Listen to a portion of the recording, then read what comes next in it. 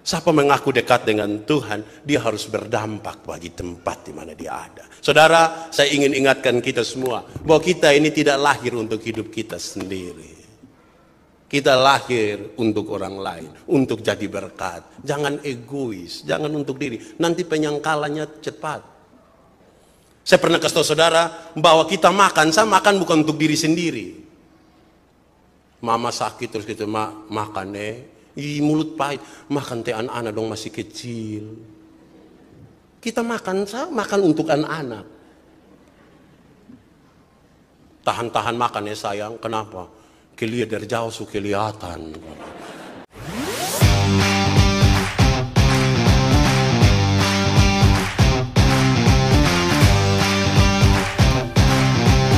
Bapak Ibu Saudara-saudara, Shalom.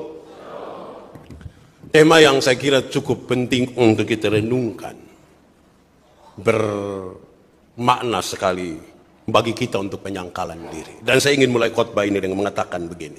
Harusnya ini bahan yang tiap-tiap tahun disampaikan. Siapakah di antara saudara-saudara yang mau menyangkal Yesus? Siapa yang mau menyangkal Yesus? Saya kira hari ini kalau pertanyaan ini dipaksakan sekalipun tidak akan ada orang mau menyangkal Yesus. Tidak akan. Tapi apakah karena kita tidak mau menyangkal sama dengan kita tidak menyangkal Yesus? Belum tentu. Belum tentu. Kenapa belum tentu? Saya coba periksa kamus apa arti kata menyangkal, dan kamus memberi pengertian yang menarik. Menyangkal punya 3 pengertian. 1, menyangkal berarti tidak mengakui. Tidak mengakui.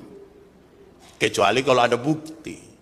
Kecuali kalau dikasih segala sesuatu yang tidak bisa terelakkan. Itu menyangkal. Ini lupa anak toh? Bukan. Itu dia mama yang bilang. Oh ma, tunggu ingat-ingat tuh. Mulai menyangkal itu. Butuh bukti. Dan menurut kamus itu penyangkalan.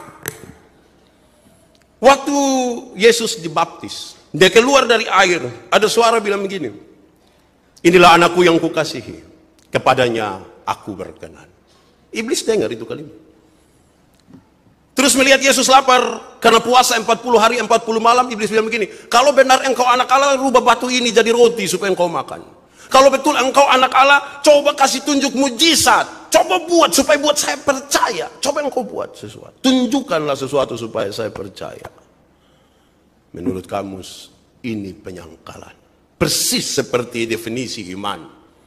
Ibrani pasal 1, pasal 11 ayat 1 bilang begini, iman itu dasar dari yang kita harapkan dan bukti dari yang tidak kita lihat. Jadi kalau tunggu melihat baru percaya, maaf, kita sementara menyangkal. Mujizat jangan dibuat murah. Jangan percaya karena ada mujizat. Saya yakin kau bahwa mujizat itu ada. Tapi bukan karena mujizat saya percaya.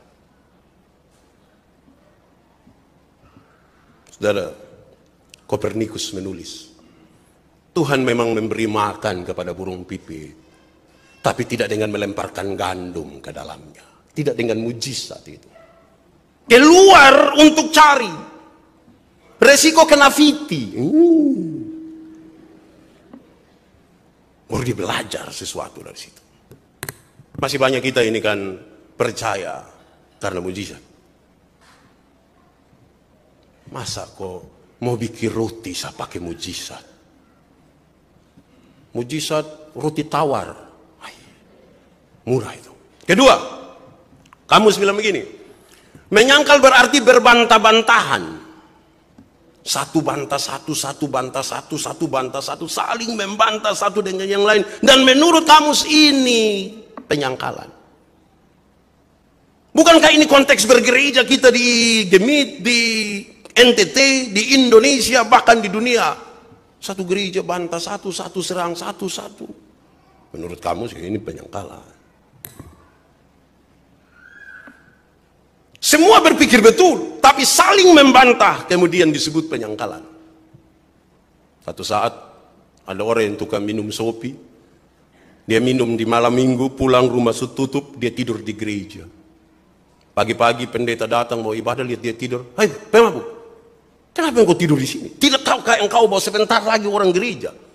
Dia bangun, dia bilang, Tidak tahukah engkau bahwa aku harus selalu berada dalam rumah Bapakku?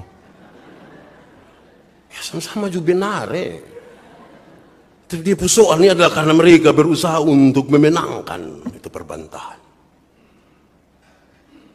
Ketiga, kamus bilang begini, menyangkal berarti menolak untuk melakukan. Menolak untuk melakukan. Dia tahu, bukan tidak tahu, tapi kan dia tidak mau buat. Persetan. Itu penyangkalan menurut kamus. Menolak untuk melakukan adalah sebuah penyangkalan. Saya pernah cerita saudara, saya pun teman Pak Pendeta Elisa waktu dari pendeta jemaat. Dia punya sebuah yayasan, dan kemudian satu saat dengan seorang staf yayasan pergi ke Jogja. Ini orang baru pertama kali naik pesawat. Mereka harus transit di Surabaya. Dalam perjalanan menuju Surabaya, pesawat mengalami goncangan yang serius sekali. Bagasi mulai terbuka dan ini tas-tas, koper-koper mulai jatuh dan orang-orang mulai histeris. Mereka berteriak, mereka berdoa. Yang tidak tahu berdoa juga langsung berdoa. Tapi Pak Pendeta Pustafin, dia duduk diam-diam seolah-olah tidak ada masalah. Dia lihat orang. Singkat cerita, waktu sampai di Surabaya, Pak Pendeta tanya, Bu, tadi Bu rasa bagaimana? Dia bilang, tadi yang mana Bapak? Waktu yang tadi, yang pesawat tergoyang itu, dia bilang, tidak. Hai, semua orang takut, lu tidak takut. Iya Bapak, kok kenapa begitu? Saya kira naik pesawat begitu, Bapak. Memang lebih baik kita tidak tahu apa-apa, tapi belajar untuk melakukan. Daripada tahu segala sesuatu, tapi menolak untuk melakukan satu pun. Itu penyangkalan. Itu baru menurut kamus. Sekarang kita masuk menurut Alkitab. Saya duduk renungkan ini firman ini, ternyata border kamus saya suka kita menyelidiki Alkitab sekarang. Hari ini lebih dari 2.000 jemaat di Gemit akan dapat tema sama. Pembacaannya juga sama. Petrus menyangkal Yesus. Dan saya kira banyak orang akan menaruh tuduhan kepada Petrus dengan serius. Ada orang menyangkal sedikit, lu ke Petrus. Ada orang tidak percaya sedikit, lu sama ke siapa lagi? Thomas. Ada orang apa lagi? Cium orang, dia bilang ciuman Yudas. Ada orang sedikit-sedikit menangis, air mata buaya. Hari ini Petrus seolah-olah akan dapat serangan bertubi-tubi. Karena semua mata tertuju pada penyangkalan seorang murid yang mengaku paling dekat dengan Yesus, tapi justru dia yang menyangkal Yesus. Mereka lupa sikap dirinya yang serius ketika orang datang, dia cabut pedang dan potong siapapun telinga. Dilan dong hafal. Maltus dong kurang hafal. Kita mulai menuduh Petrus. Tapi mari kita belajar sama-sama apa yang sesungguhnya terjadi. Ada 3 kali Petrus menyangkal Yesus di satu waktu bersamaan. Tapi saya mencatat bahwa kronologinya berbeda sekali. Waktu Yesus ditangkap, Yesus dibawa ke rumah imam besar. Waktu itu Petrus agak sedikit melarikan diri, tapi dia punya hati tidak kasih betul. Dia ingin tahu seperti apa Yesus punya keadaan selanjutnya setelah penangkapan di Getsemani. Dia ikut Yesus. Dia pergi ke rumah imam besar, dan waktu ada di halaman, hamba perempuan dari imam besar ini datang bilang kepada Petrus, tidak sebut itu, engkau biasa bersama-sama dengan Yesus orang Nazaret itu toh? Petrus bilang begini, saya tidak tahu, saya tidak mengerti apa yang kau maksud. Lalu Petrus pindah ke serambi depan, dia pindah. Dia tidak mau duduk dari ini perempuan, dia tidak mau jawab perempuan ini. Saudara lihat kronologinya. Ketika perempuan ini bertanya kepada dia, harusnya dia jawab dengan baik, tapi dia bilang, tidak, saya tidak tahu, saya tidak kenal. Dan dia pindah tempat dari perempuan itu. Apa yang sesungguhnya ingin dinampakkan, saudara? Sederhana. Bagi Petrus, jawab itu perempuan tidak penting. Bagi Petrus tidak ada hubungan dengan itu perempuan tidak penting. Bagi Petrus, hubungan dia dengan Tuhan lebih penting daripada hubungan dengan perempuan itu. Dan disitulah ayam berkokok pertama kali. Tanda bahwa ini penyangkalan.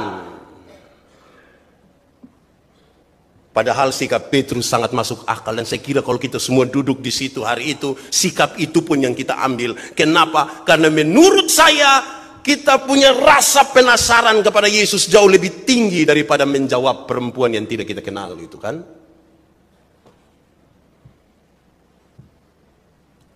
Yesus sebut ini penyangkalan. Bahkan jauh-jauh beberapa saat sebelum ketika mereka mau makan Paskah bersama, Yesus bilang, kau akan menyangkal aku. Yesus sebut ini penyangkalan. Kenapa? Saudara-saudara, siapa mengaku dekat dengan Tuhan Yesus, dia dekat dengan orang-orang yang ada di sekelilingnya. Dia peduli kepada mereka. Siapa mengaku punya hubungan dengan Yesus, dia peduli kepada saudara-saudaranya. Dia peduli pada orang-orang yang tinggal di sekitarnya. Dia peduli pada lingkungan di mana dia berada. Dalam bahasa lain, saya ingin sebutkan, dia menjadi berkat atau berdampak pada tempat di mana dia ada. Sebab kalau yang mengaku dekat dengan Tuhan tapi tidak berdampak pada lingkungan di mana dia ada, hubungan dia dengan Tuhan pun rusak.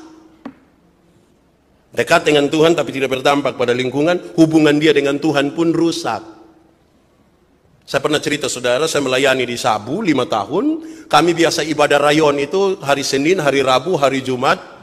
Biasa kami pergi duduk di depan Emukelaga. Emukelaga itu rumah panggung. Mereka taruh tikar besar di situ. Kami datang mulai duduk bersila semua, banyak-banyak orang. Lampu besar orang taruh di depan pendeta, begitu pendeta terang sekali. Hari itu saya pergi dan mereka senang sekali, jemaat datang. Saya mulai berkhotbah dan mereka senyum-senyum, mereka senang. Saya juga pikir ini kena ini.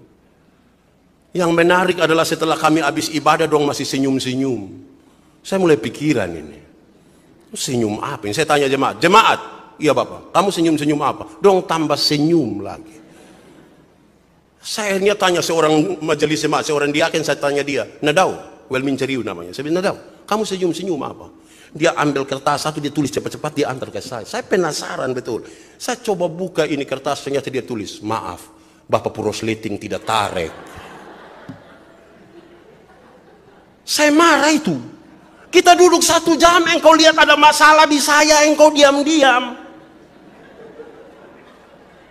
Sekarang saya tanya saudara, kira-kira tadi dompu ibadah baik atau tidak?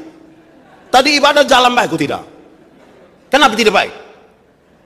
Ada masalah di sekitar doang toh yang tidak terselesaikan. Saya hampir-hampir tidak mau tarik lagi, tidak ada arti juga. 1 jam. Hai, hidup ini berdampak sedikitlah. Lihat ada masalah sedikit bertarik. Bapak tarik. Itu sesungguhnya. Saudara, kita ini kadang-kadang sulit berdampak. Kita merasa yang penting saya punya hubungan dengan Tuhan aman, dan lu tidak aman, lu tidak punya. Kau lu siapa? Di titik inilah kita tidak mampu menyangkal diri kita menyangkal Yesus. Apalagi kalau anak mantu su tidak kenal dia punya mantu. Yang memantu juga tidak kenal anak mantu. Lu beruntung, lu kawin saya punya anak. Penyangkalan itu.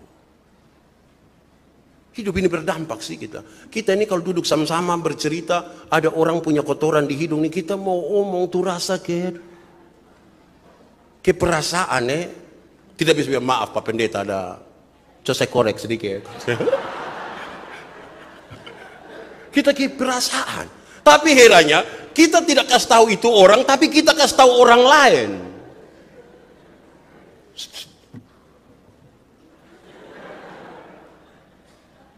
Saudara, teorinya hanya satu. Omong deng, bukan omong tentang. Omong deng kodoni, berarti itu gitu dua bicara. Bukan omong tentang kodoni.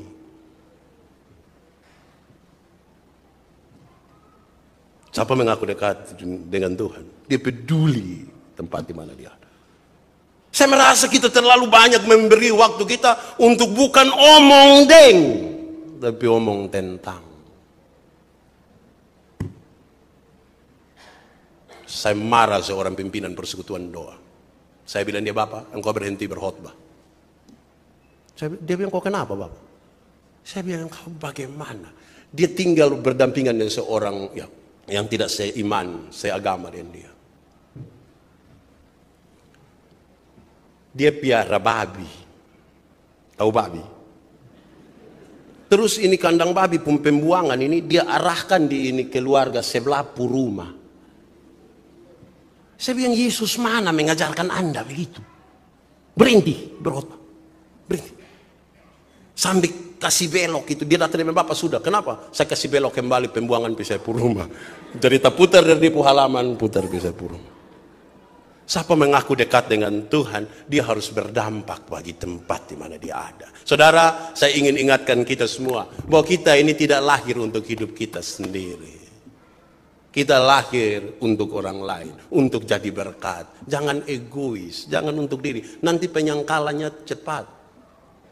Saya pernah kasih tahu saudara bahwa kita makan, saya makan bukan untuk diri sendiri. Mama sakit terus kita makan mulut pahit, makan teh anak-anak dong masih kecil. Kita makan, saya makan untuk anak-anak. Tahan-tahan makan ya sayang, kenapa? Kelihatan dari jauh so kelihatan. Kita makan minum saya itu untuk orang lain. Kita semua ada nama. Nama kita ini bukan untuk diri sendiri, nama ini untuk orang lain. Karena tidak ada orang memanggil namanya sendiri. Tidak mungkin dia di kamar terus mau makan pagi terus dia sendiri bilang begini, Yandi, keluar kau makan pagi do Yandi. Tidak begitu. Orang lain yang memanggil, kita tidak memanggil diri sendiri. Kadang agak manja-manja sedikit yang kita bilang, Yandi cuma ikut. Tapi itu manja saja itu. Tapi tidak ada orang memanggil namanya sendiri. Saudara, kita ini pakai pakaian saya untuk orang lain. Kita pakai pakaian batik bagus-bagus, cantik-cantik, ganteng-ganteng. Ini kan pakai untuk orang lain, bukan untuk diri. Sebenarnya kalau kita sendiri kan tidak butuh pakaian. Tapi karena ada orang lain kita pakai supaya jangan orang hidup ini berdampak. Kan kita tidak dikhususkan untuk diri sendiri. Itu hari saya bilang, semua yang berpusat pada diri sendiri, Tuhan Allah tidak suka. Satu, sombong. Sombong itu untuk siapa? Untuk diri sendiri. Tuhan Allah suka. Makam puji. Itu untuk siapa? Diri. Tuhan Allah suka. Orang lain suka? Tidak suka. Kedua. Di penyangkalan yang kedua, perempuan tadi ketemu Petrus di muka, di beranda depan itu. Terus perempuan ini bilang kepada orang-orang banyak yang ada situ, woi, ini laki-laki ini biasa sama-sama dengan Yesus. Alkitab mencatat, Petrus menyangkal, tapi tidak dituliskan apa penyangkalannya. Di penyangkalan yang pertama, Petrus pindah tempat. Penyangkalan yang kedua, Petrus tidak pindah tempat, dia tetap berdiri di situ. Dia tetap duduk di situ, seolah-olah dia ingin menaruh tawaran kepada perempuan itu. Jadi lupa mau apa? Sedua kali ini, lupa mau apa? Anda sopan, saya segan. Anda tidak sopan, saya layani. Tergantung Anda.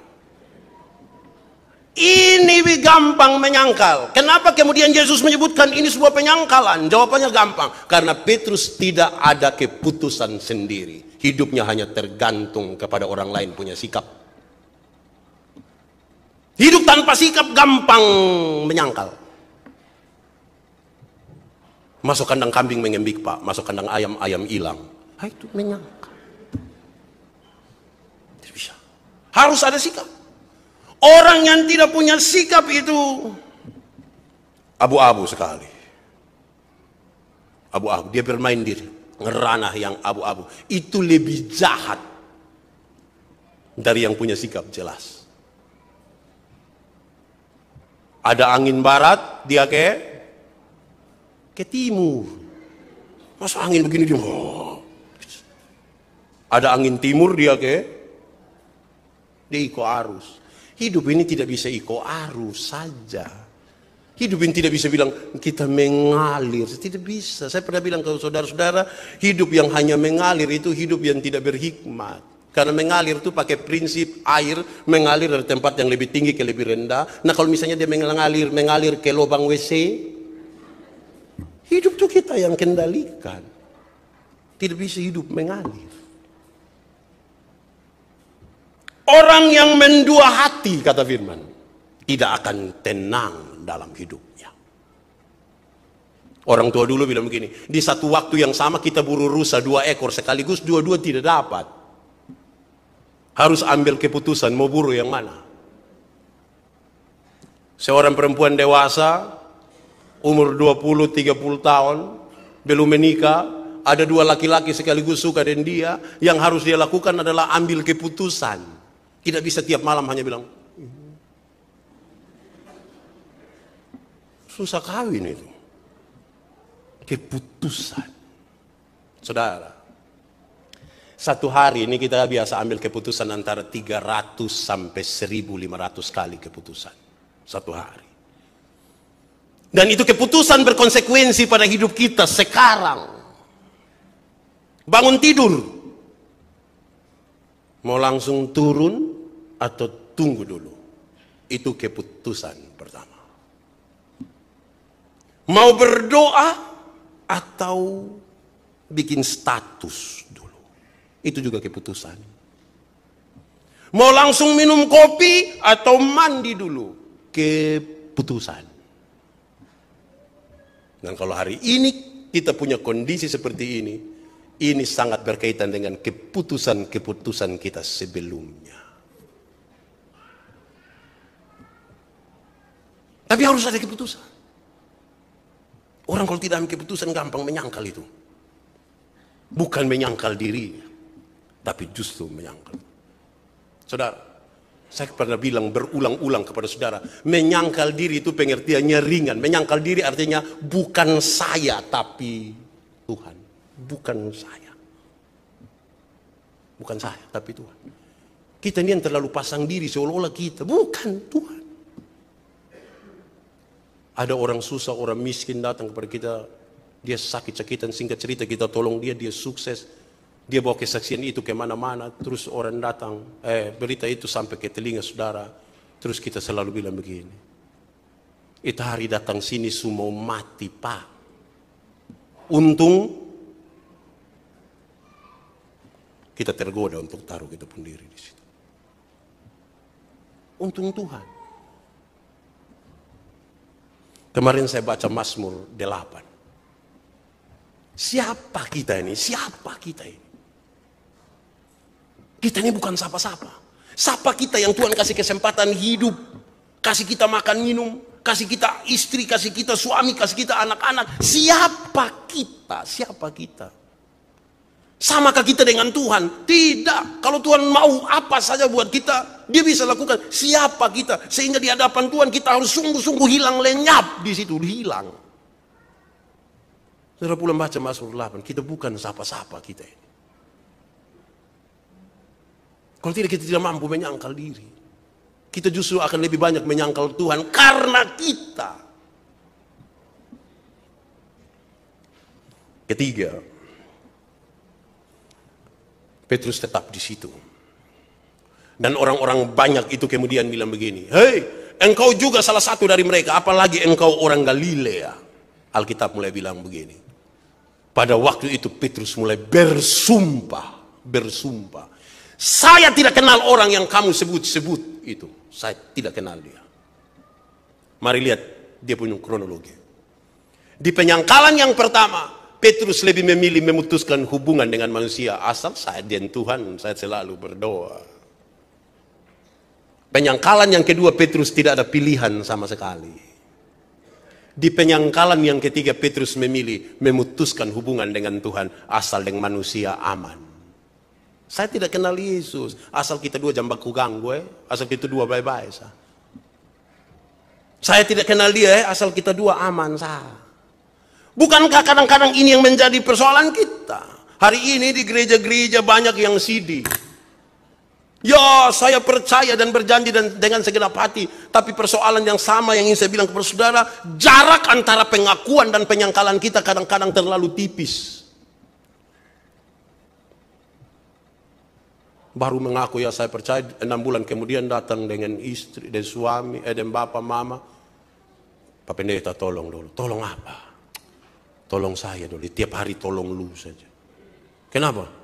Bapak kita sunika dina sang. Dia pun mama sambung lagi. Habis nikah dengan aparat. Dong sana bisa pindang. Hanya kita pun anak dong yang pindang. Dia pun bapak tambah lagi. Habis kalau anak-anak dong semua begitu kita mau bilang apa lah yang. Terus pendeta-pendeta yang bilang hoang. Jadilah itu. Jarak antara pengakuan dan penyangkalan kita itu kadang-kadang tipis sekali. Kita memutuskan hubungan dengan Tuhan. Saya tidak kenal dia lah. Yang penting kita dua aman-aman. Kita dua jam baku gam. Kita dua basayang. Kita dua. Tuhan itu paling gampang dikorbankan. Tuhan paling gampang dikorbankan. Karena ya, kita rasa paling aman lah. Saya suka tanya saudara kan begini. Kalau ada ibadah jam 5, ada pesta jam 5. Pilih mana? Pilih mana? Pilih pesta juga tidak ada masalah.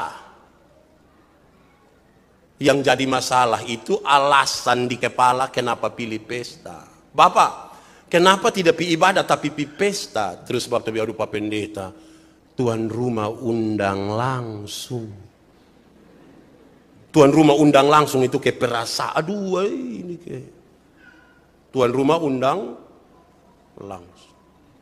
Kalau saya yang tanya jangan jawab begitu. Saya tambah mah.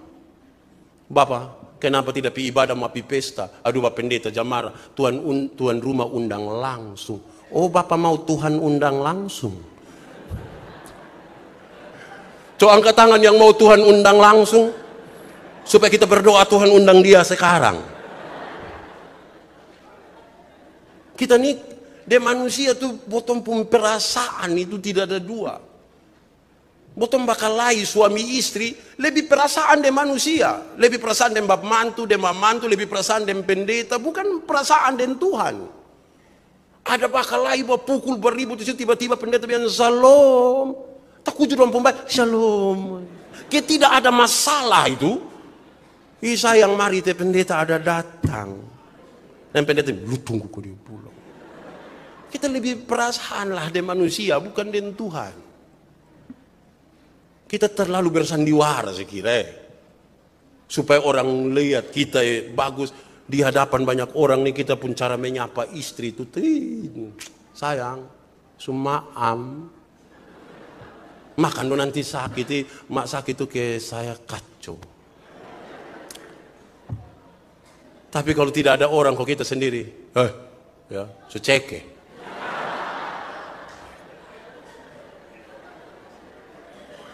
Tapi waktu di luar tuh kita kepo serasi, seimbang, selaras. Kita kacau di situ. Kita terlalu gampang menyangkal Tuhan. Karena kompromi tadi dengan manusia. Mau ini benar, aku tidak yang penting saya tidak diganggu. Saudara, ini contoh-contoh ringan untuk kita pahami. Tuhan terlalu gampang kita korbankan. Semua orang tahu kalau berdoa itu artinya bicara dengan Tuhan. Itu semua orang tahu. Tapi coba lihat kita pusikap. Pas pendetanya, saudara-saudara, mari kita satu hati dalam doa syafaat. Pas separuh pun tutup mata, separuh langsung bilang.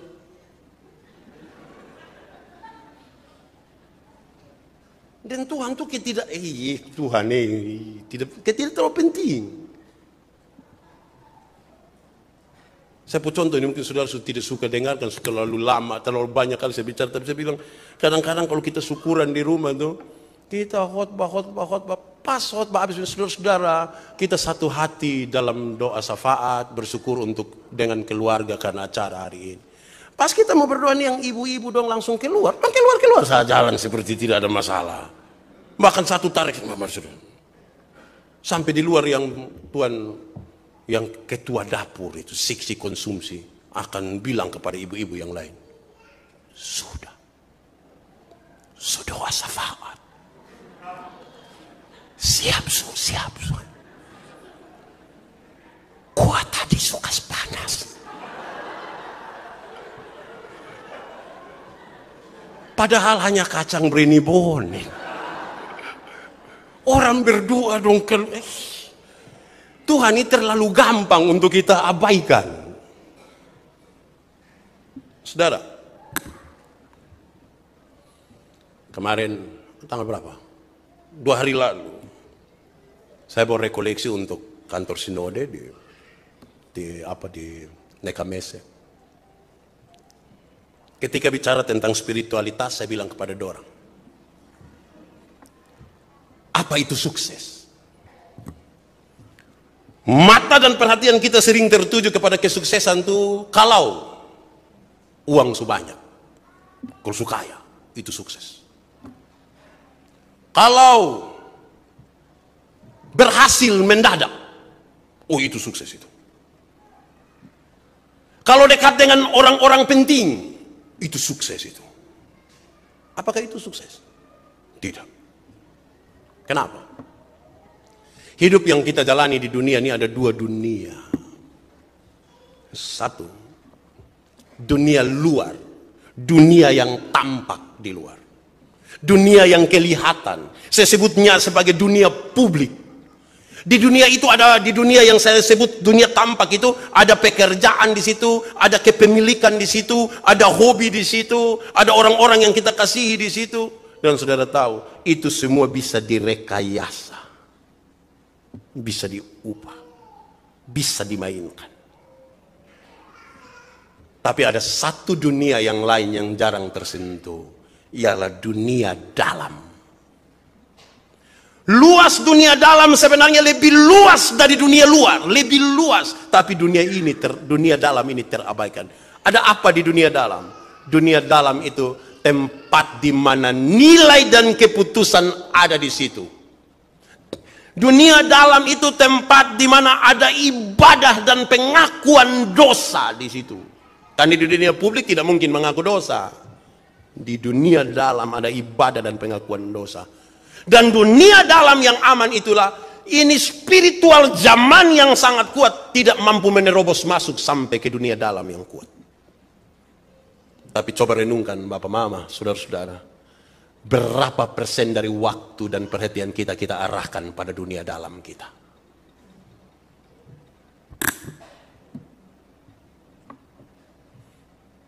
Dunia dalam itu terabaikan. Kenapa? Karena teriakan dari dunia luar lebih kuat. Teriakan dunia dalam itu tidak terdengar karena sepertinya hanya bisik-bisik. Dunia luar lebih kuat, jadi kita taruh perhatian, tenaga, waktu, semuanya pada dunia luar. Sehingga kadang-kadang kita tidak menikmati hidup ini padahal kita punya segala sesuatu. Yang ada di dalam kita kosong, yang terisi hanya kebencian, hanya kepahitan, hanya hal-hal yang tidak beres. Persoalannya di dunia dalam, bukan di dunia luar. Dunia luar bisa direkayasa, saudara. Kesimpulannya kita dapat hari ini. Saya ingin berdoa sebentar kepada Tuhan. Tuhan, terima kasih karena Engkau membuka kami hari ini. Saya merenungkan dengan baik bagian ini. Dan saya temukan bahwa ini dia punya persoalan. Kita mengabaikan dunia dalam. Membuat kita gampang menyangkal Yesus.